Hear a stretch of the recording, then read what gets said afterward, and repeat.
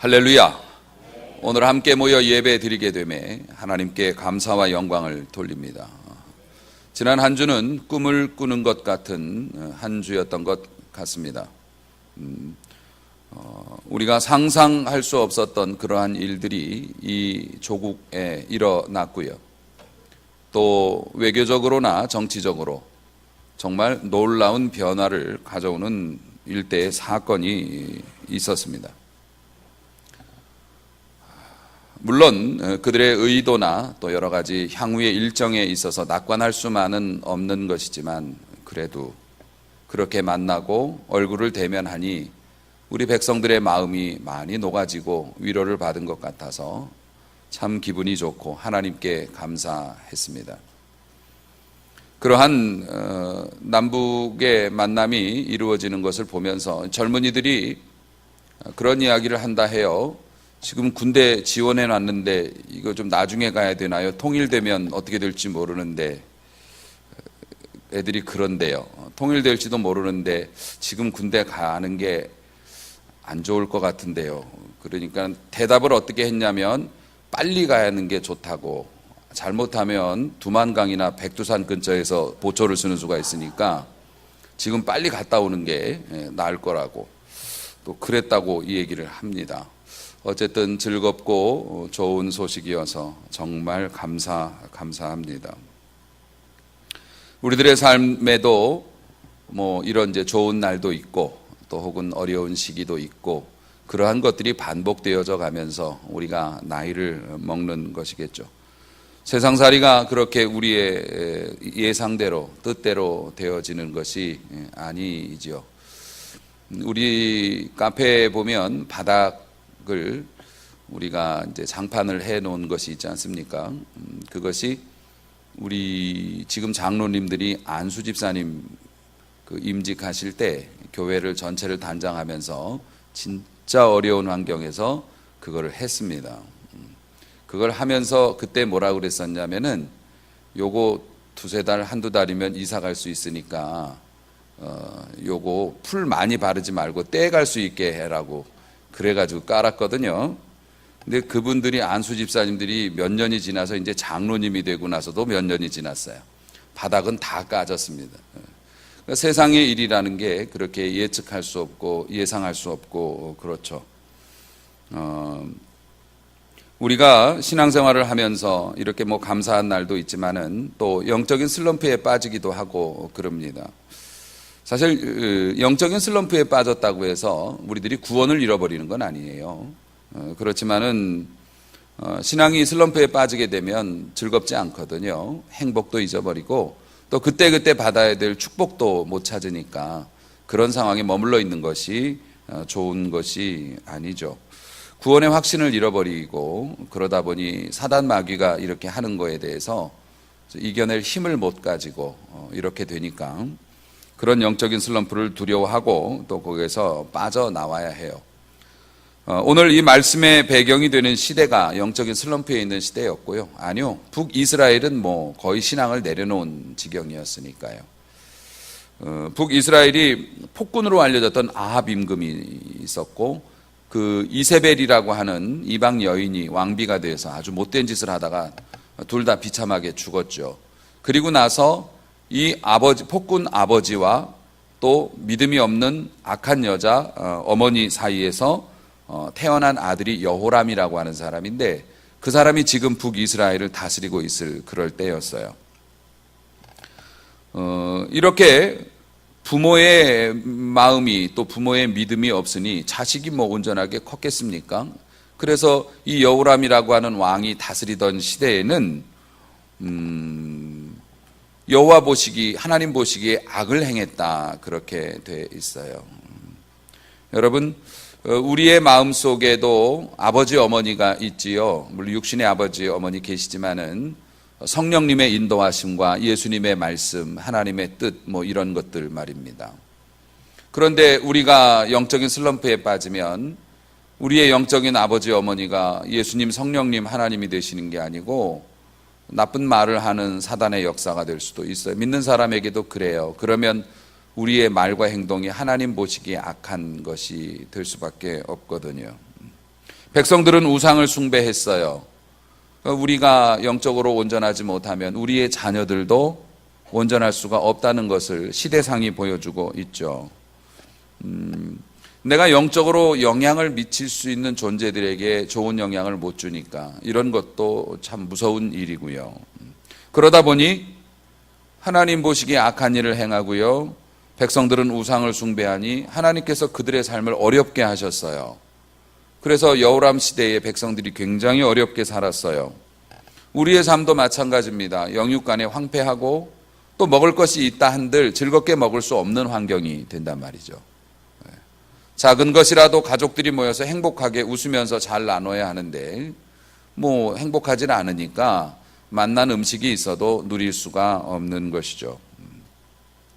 결국 두려움에 눌리게 되고 이런 악순환이 반복이 되는 시대에 그때 엘리사 선지자가 그곳에 있었어요. 엘리사 선지자가 신학교를 차렸어요. 엘리야 선지자의 뒤를 이어받아서 하나님의 종이 된 엘리사 선지자, 그의 명성을 듣고 많은 사람들이 몰려왔고 그들이 그 북이스라엘과 남유다에 가서 이제 사역을 하게 되는 그런 역할을 하는 신학교가 생겼는데 신학교가 부흥이 됐나 봐요. 사람이 많이 몰려오고 그러니까 기숙사가 더 필요하고 건물이 더 필요하게 됐어요. 그래서 나무를 하러 온 겁니다. 그게 오늘 본문의 내용이에요. 오늘 본문의 내용을 보면 우리나라 동화에도 금도끼, 은도끼, 이도끼가 니도끼냐 뭐 이거 했던 거 있지요. 그거하고 비슷한 내용이 나와요. 이 사람들이 요단강가에 가면 나무가 이제 많이 있었던 모양입니다. 당시에는. 그래서 이 도끼를 가지고 나무를 이제 베어 가지고 그걸 가지고 집을 지으려고 제자들이 막 몰려와 가지고 같이 일을 하다가 이 도끼가 이 머리가 쏙 빠져 가지고요. 이 강물에 빠졌던 모양입니다. 아마 도끼질을 하다가 이렇게 도끼가 빠져버렸던 모양이에요. 그런데 그 당시가 주전 800년경이에요. 예수님이 오시기 800년 전이니까 지금으로부터 한 3000년 전쯤 되는 거죠. 그때는 쇠 자체가 아주 굉장히 귀한 물건이었고 한참 구약 시대에 전쟁하고 막 그럴 때 그 다윗의 시대나 뭐 사무엘의 시대 이럴 때도 그 나라에 쇠가 없어가지고 임금님들이나 뭐 높은 고위 장교들만 쇠로 된 칼 같은 거 들고 있었고요. 나머지는 다 뭐 막대기나 뭐 이런 거 갖고 싸웠다고요. 그러니까 그런 시대에 이 쇠로 만든 도끼라고 하는 건 완전 수입품인 거예요. 그 사무엘 시대 같은 경우에도 이 칼을 벼르거나 이거를 병기를 수리할 때가 되면 자기네 나라에서 기술이 없어서 안 돼서 블레셋이나 이런 데 넘어가 가지고 이걸 해왔다는 기록이 남아 있을 정도예요. 그러니까 이 쇠도끼가 얼마나 이게 요긴한 물건이겠어요. 그 전에는 이제 청동으로 만든 것이나 돌로 만든 것이나 이런 걸 썼는데 지금처럼 날카롭게 이렇게 도끼를 만들어 가지고 나무를 찍는 거하고 돌멩이로 찍는 거하고는 비교할 수 없죠. 그 쓰임새가. 그러니까 그 비싼 거를 빌려다가 이거를 작업을 했는데 이게 물에 퐁 빠진 겁니다. 큰일 났죠. 매우 중요한 것을 잃어버린 거예요. 산에 나무하러 가서 톱하고 도끼 잊어버렸으면 어떻게 하겠습니까? 할 수가 없게 된 거죠. 이 도끼라고 하는 거, 오늘 본문에 나오는 도끼라고 하는 건 영적인 능력을 의미한다고 신학자들이 그렇게 해석을 합니다. 영적인 힘. 그 영적인 힘이라는 게 목사님이 이러는 힘만이 영적인 힘이 아니에요. 여러분들의 마음의 힘도 영적인 힘이에요. 다시 말해서 희망, 이것도 영적인 힘이에요. 영적인 파워. 이상하게 삶이 어려운데 살고 싶고 해보고 싶고 또 부지런을 내고 싶고 이런 게 희망이거든요. 사람들은 포기해 안 돼 그러는데 도전해보고 싶은 게 희망이거든요. 그런 마음이 그럼 영적인 힘이 있는 사람이에요. 또 따뜻한 마음, 뭔가를 봐도 좋게 보여지고 누가 확 하고 못되게 끼어들어도 복수하고 싶은 마음보다는 아유 바쁜가 보다 나도 그런 적이 있으니까 이런 게 영적인 힘이에요. 여러분 방언으로 기도하거나 막 이상한 막 그런 기도를 하는 사람만 영적인 힘이 아니고 여러분의 삶에서 자녀들을 보면서 막 야단치기보다는 불쌍해 보이고 긍휼해 보이고 이런 것도 영적인 힘이고요. 하나님의 교회를 바라보면서 우리 주님의 성전이라고 생각하면서 무언가라도 해보고 싶은 그런 마음도 영적인 힘이고, 삶에 대한 열정, 내 삶을 좀 더 잘 가꿔봐야겠다, 내 운동을 더 해볼까, 공부를 더 해볼까, 내 삶을 올바로 만들기 위한 열정, 이것도 영적인 힘이에요. 우리의 삶에 있어서 이 영적인 힘이 도끼와 같다고요. 그래서 우리 힘으로는 할 수 없는 일들을 해냅니다. 도끼로 나무를 쳐서 파서 넘어뜨리죠. 우리 손으로는 할 수 없는 일들이죠. 우리의 마음 안에 있는 따뜻한 마음, 주님을 섬기는 마음, 사랑하는 마음, 희망, 삶에 대한 의지, 이런 것들이 우리의 삶에 불가능한 나무들을 넘어뜨리는 거죠. 근데 그게 없으면 어떻게 되겠어요? 도구가 없이 일을 하는 것처럼 힘든 일이 없어요. 여러분, 가장 여러분이 이해하기 쉬운 설명을 해드리자면 택배 하시니까 여러분의 눈이 아주 반짝반짝거려요. 방금 전까지는 레드벨벳이 빨간 맛 부를 때 바라보던 평양 시민 같은 얼굴이었는데, 그 택배 얘기하니까 조금 택배가 오면 사람마다 성격 다 그대로 나오죠. 대개 손으로 막 그냥 뜯으려고 합니다. 반가워가지고 뜯을 수 있을 것 같아. 그래가지고 손톱 발톱 쓰다가 안 돼가지고 뭐 칼을 쓰시는 분도 있고, 아니면은 막 힘을 다했고 막 엉망진창으로 뜯은 다음에 그냥 칼 갖다 할 걸, 이제 그런 생각 하시는 분도 있고, 택배를 뜯을 때 손으로 하고 막 힘으로 하면 되게 힘들죠. 그런데 날카로운 칼을 가져다가 톡 하고 대면은 그냥 촥 하고 열립니다. 여러분 표정 왜 그래요? 택배 한 번도 안 받아본 사람처럼. 그렇게 열립니다. 도구라는 게 그만큼 중요한 것이죠. 때에 맞는 그런 도구를 써서 일을 하는 건 그만큼 중요한 것이에요. 그런데 우리의 삶을 윤택하게 하고 우리의 삶을 행복하게 하는 영적인 그런 힘들이 없으면 못 사는 건 아니죠. 그런 도구가 없다고 해서 못 사는 건 아니에요. 하지만 너무 힘든 거죠. 매사가. 자식을 키워내는 것도 진짜 힘들고, 심지어 교회 다니는 것도 힘들어. 힘들려고 교회 다닌 건 아니었는데, 그렇게 좋아해서 결혼했던 남편과 아내 둘이 지내는 것도 힘들어요. 행복해야 될 것들이 전부 다 힘든 걸로 변화됩니다. 도구가 없으면, 영적인 힘이 없으면, 은혜 떨어지면, 하나님과의 사이 멀어지면. 그러니까 어떡합니까? 도구 찾아야죠. 도구 찾아야죠. 그리고 이 도끼를 찾아야 되는 이유가 또 하나 있어요. 이 제자가 도끼질을 하다가 물에 퐁 빠지니까 이 제자가 첫 번째로 내뱉은 말이 뭡니까? 이거 빌려온 겁니다. 그랬어요. 빌려온 거니까 찾아야죠. 여러분, 여러분의 삶의 행복, 그리고 그 행복을 만들어내는 조건들, 자식, 또 배우자, 가정, 여러분의 건강, 아름다운 모습들, 이러한 모든 거 하나님이 여러분한테 빌려주신 거예요. 믿으시기를 바랍니다. 하나님께서 여러분에게 주신 거라고요. 빌려주신 거라고요. 근데 그걸 잊어버렸어. 하나님이 내게 빌려주신 행복을 잃어버렸으면 어떻게 해야 돼요? 찾아야죠. 내 거면 포기하고 말겠지만 하나님이 빌려주신 거예요. 찾아야죠. 행복해져야 합니다. 행복하게 사는 게 하나님께서 여러분에게 명하신 사명이에요. 어린아이들은 건강하게 자라나는 것이 사명이고, 여러분은 하나님이 주신 이 많은 좋은 것들 사이에서 행복하게 살며 하나님께 영광의 열매를 맺는 게 여러분의 사명이기 때문에 그 행복 빌려준 거란 말이에요. 은혜 빌려주신 거고, 능력 빌려주신 거고, 직분 빌려주신 거예요. 어머니, 아버지의 칭호도 하나님께서 여러분에게 빌려주신 거라고요. 우리가 천국 가서도 어머니, 아버지고 천국 가서도 장로, 목사겠어요? 빌려주신 거예요. 나중에 갖다 드려야 돼요, 이 직분. 너는 어머니로서 이 직분에 합당하게 살았느냐?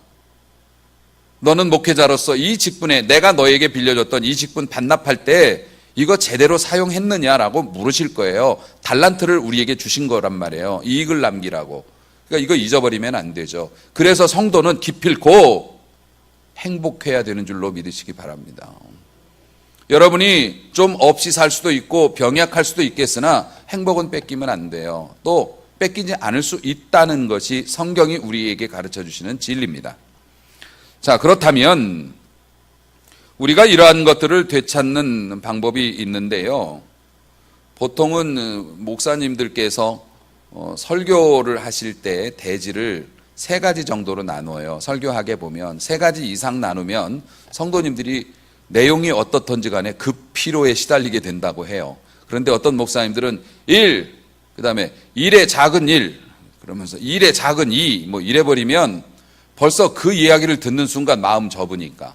그래서 오늘은 또 잔칫날이고 하니까 3가지도 아니요. 딱 1가지만 제가 도끼를 되찾는, 여러분의 행복을 되찾는 비결 1가지만 여러분들에게 말씀을 드리겠습니다. 5절 말씀, 열왕기하 6장 5절 말씀, 여러분 성경을 찾으신 분들 같이 한번 읽기를 원합니다. 시작. 한 사람이 나무를 벨 때 쇠 도끼가 물에 떨어진지라 이에 외쳐 이르되 아, 내 주여, 이는 빌려온 것이니이다 하니 아멘. 요 한 절에 비결이 다 들어 있어요. 이 사람이 뭐라고 얘기를 하냐면 빌려온 도끼가 물에 빠졌습니다라고 외쳤다는 거예요. 여러분, 상황을 인정하고 도움을 요청하는 거, 이게 굉장히 중요하고요. 단 하나의 해결책입니다. 당연하죠. 도끼질 하다가 물에 빠졌는데 이 빌려온 도끼 물에 빠졌어요. 말 안 하겠어요? 말 안 하는 사람이 있다니까 문제예요. 복잡한 상황이 있으면 물론 거기서 일을 하다가 도끼가 물에 빠졌으면 말할 수 있겠지만 우리의 삶에서는 그렇지 않아요. 자신의 도끼날이 사라졌다는 사실을 인정 안 하는 사람들이 굉장히 많습니다. 심지어는 도끼날이 없는 막대기로 나무를 때리면서 내가 도끼날이 없어졌다는 것을 다른 사람이 알면 안 돼, 이러는 경우도 있어요. 우리의 삶에서 행복하지 않은데 행복한 척하고 문제가 있는데 문제가 없는 척해요. 사람들이 나를 낮춰볼까 봐, 나를 부족한 사람으로 볼까 봐, 내가 다른 사람들한테 흠 잡힐까 봐 자신의 아픔과 자신의 불행과 자신의 결핍을 감추는 거 굉장히 많습니다. 우리의 삶에 굉장히 많아요. 물론 내 삶의 결핍과 내 삶의 어떤 그런 것들을 동네방네 떠들고 다니면은 주책 없는 사람 될 수도 있고요. 별로 좋아하지 않아요. 다른 사람도 우리의 아픔과 어려운 얘기 듣는 거. 그런데 심지어 하나님 앞에 감추니까 이게 문제죠. 사랑하는 우리 성도 여러분, 도끼날을 잃어버린 사실을 숨기고 아무 일 없다는 듯이 그냥 사는 사람도 있고요. 내가 계속해서 봉사하고 내가 계속해서 밖에 나다니고 움직이면은 사람들이 내가 도끼날 없다는 거 모를 거야 라고 생각하는 사람도 있고요. 근데 다 알아요. 하나님은 물론 아시고 사람도 다 알아요. 표시나게 돼 있거든요. 본인 모를 거라고 생각하지만 여러분 사실 목회자로서 여러분들이 예배당에 앉는 자세나 위치만 봐도 다 알 수 있어요. 보여요. 근데 본인만 다른 사람이 모를 거라고 생각을 하는 거죠. 옳지 않은 일이에요. 도끼를 물에 빠뜨린 제자는 그 사실을 즉시 인정하고 고백을 하고 이야기를 했어요. 심지어 빌려온 것이라는 거. 이 도끼 어디서 났어? 우리 집에 있던 거예요. 그럴 수도 있는 거잖아요. 비싼 거니까. 그냥 하나 가지고 있던 거예요. 이럴 수도 있는 건데요.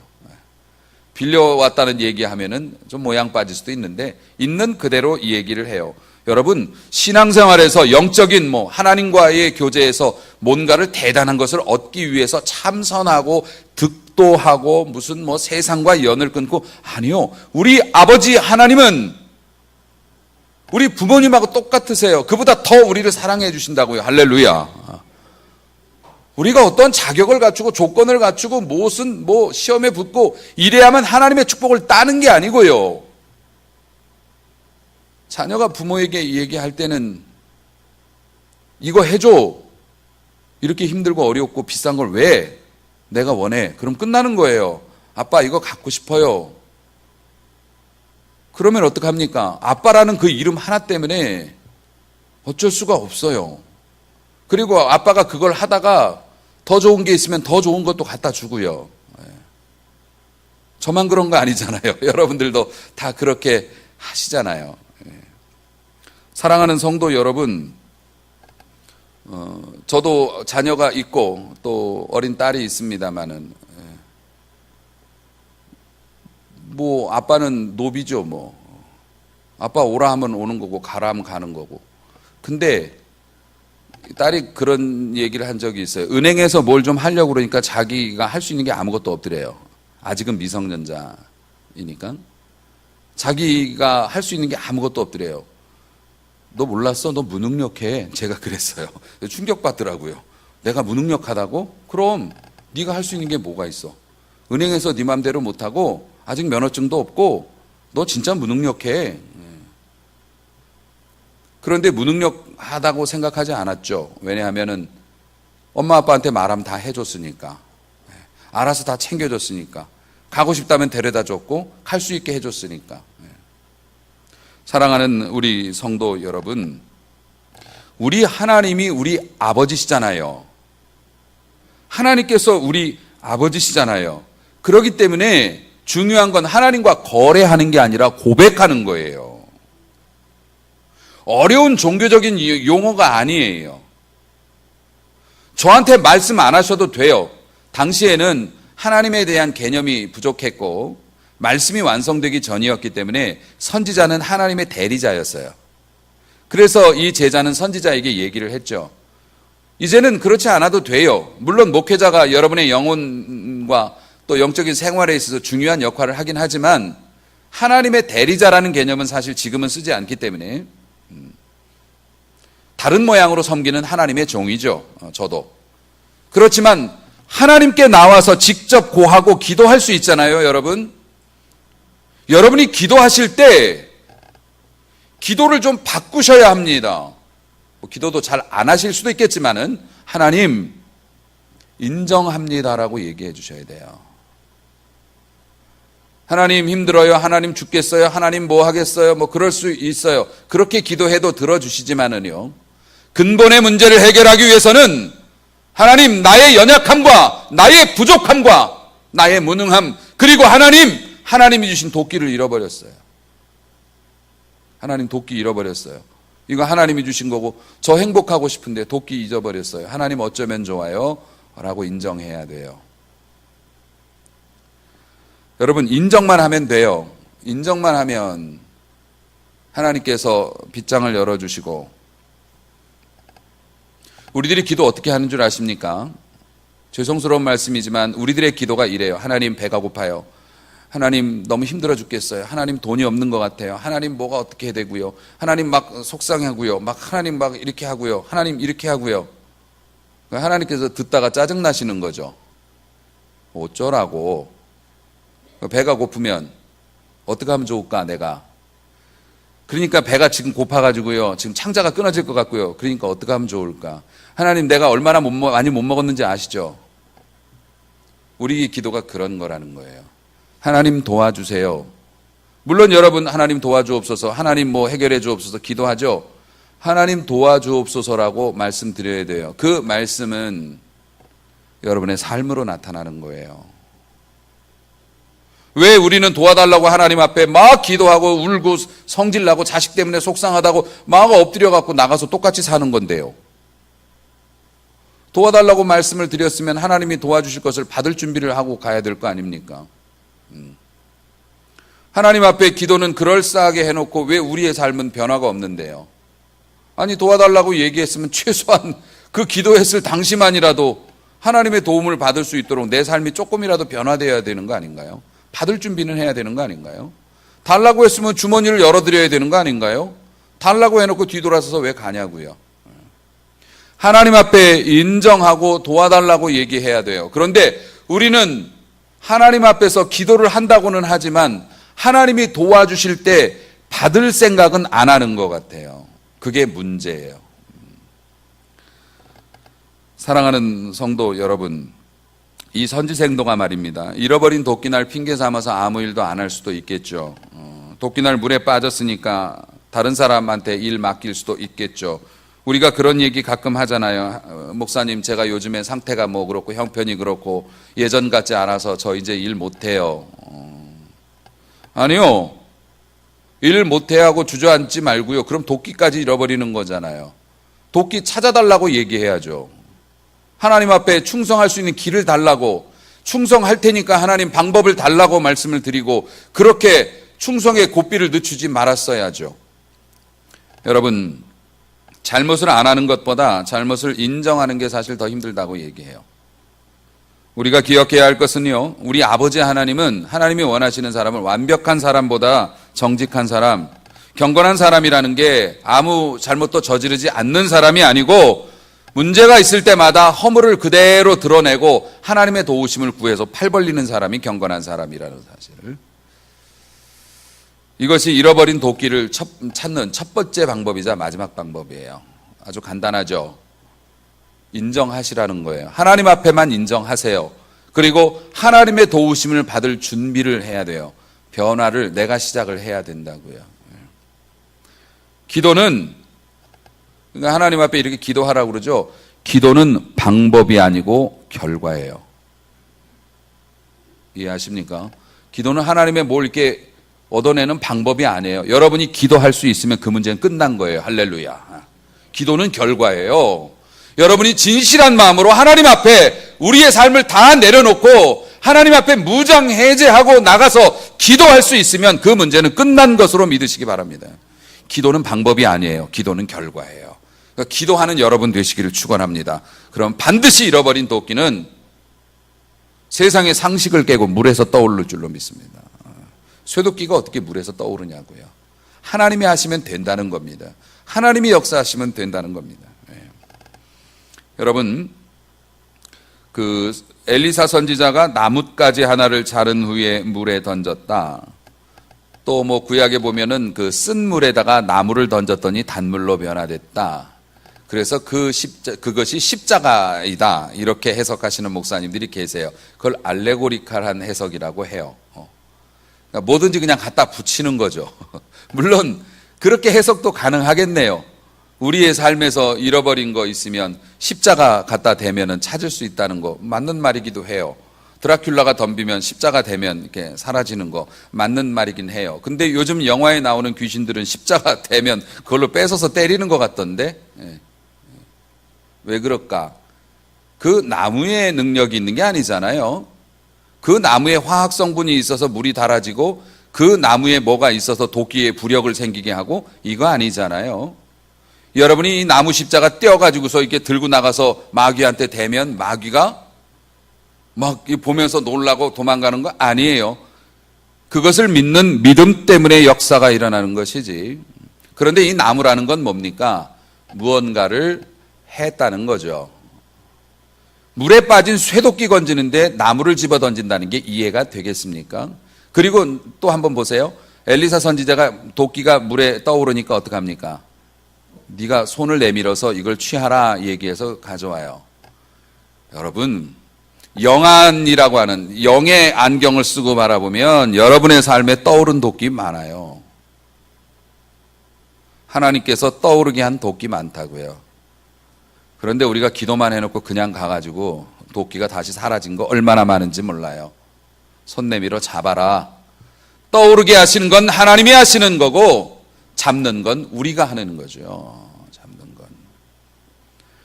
여러분, 그렇기 때문에 오늘의 말씀도 사실 구약까지 넘어가서 이렇게 뭐 장황한 말씀을 드렸지만 하나님의 말씀은 똑같습니다. 하나님 앞에 불가능은 없다. 그리고 너희들이 불행하게 살 이유도 없다. 만일 불행해졌거나 하나님이 주신 행복을 빼앗겼다면 하나님 앞에 인정하고 구하고 믿으라. 그 믿음은 너희의 삶으로 입증해라.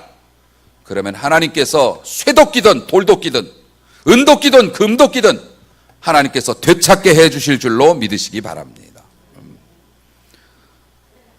사랑하는 우리 성도 여러분, 많은 그리스도인들이 하나님께서 하시는 일과 내가 하는 일을 잘 구별을 못해서 낭패를 당해요.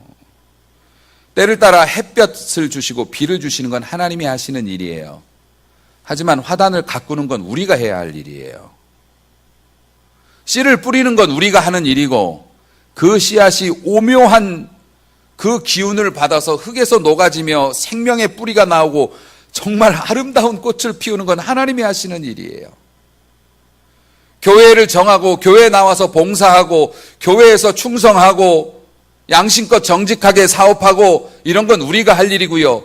그 속에서 오묘한 섭리와 능력으로 우리 보이지 않는 곳에서 역사하셔서 기적같이 꽃을 피우시고 성공의 열매를 거두게 하신 건 하나님이 하시는 일입니다. 그런데 많은 성도들이 우리가 해야 할 일조차도 하나님이 해야 한다고 생각을 하는 경향이 있어요. 하나님, 저 기도했으니까 저 사람하고 화해하게 해주세요. 하나님께서 어떻게? 전 모르니까요. 저 사람이 와서 무릎을 꿇든 어쨌든 뭐 하게 해주세요. 말이 되냐고요. 화해할 것 같으면 나도 해야 되는 몫이 있는 거 아닙니까? 우리가 얼마나 하나님의 도끼를 떠오르게 해놓고 그걸 손 뻗어서 취하지 못하고 없어졌는지 모른다고요. 사랑하는 우리 성도 여러분, 광야 40년 동안 이스라엘 백성에게 하늘에서 만나가 떨어졌지만 그 만나 퍼다가 먹는 거는 백성들의 몫이었고요. 오늘도 마찬가지입니다. 하나님의 은혜가 하늘에서 쏟아집니다. 하나님의 축복이 여러분의 삶의 터전에 내려오는 줄로 믿으시기 바랍니다. 믿음으로 순종하여 믿음의 바가지를 가지고 퍼서 요리해서 먹어야죠. 여러분, 무슨 도끼를 잃어버리셨나요? 왜 남들은 쉬운 일도 나는 그렇게 어려울까요? 왜 은혜 받아야 되는 곳에서 시험이 드는 걸까요?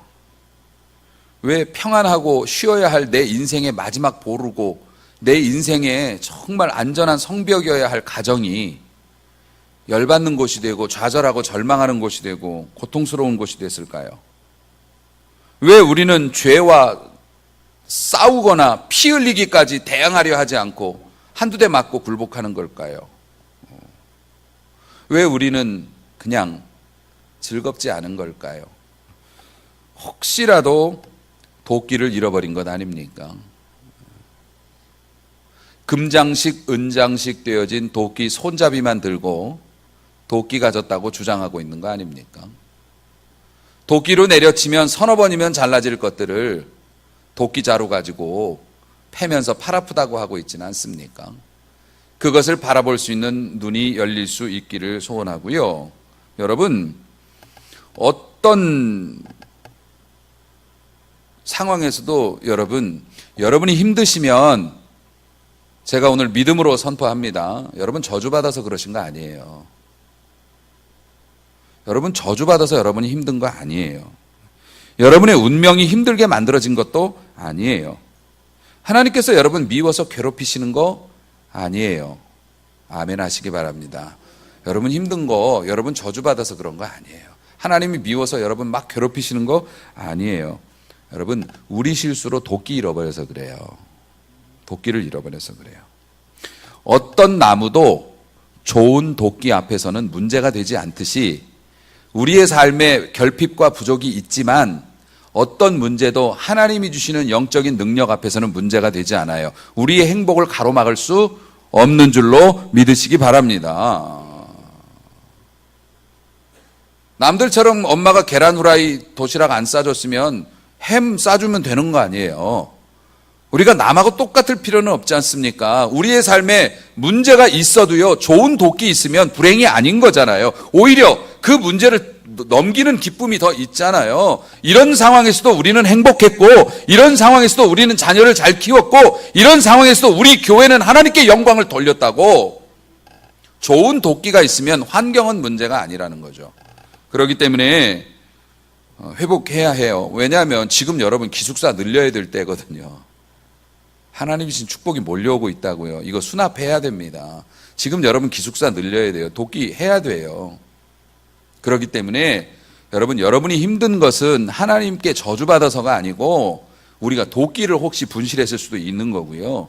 그 도끼는 하나님 앞에 우리가 정직하게 구하고 하나님의 도우심을 받기 위해 팔을 뻗으면 쇠도끼가 물에서 떠오르는 역사쯤은 하나님께서 얼마든지 하시니 우리의 생각으로 가능하다 불가능하다 생각하지 말고 저 사람 변한다 안 변한다 단정 짓지 말고 된다 안 된다 판단하지 말고 기도하시기를 축원합니다.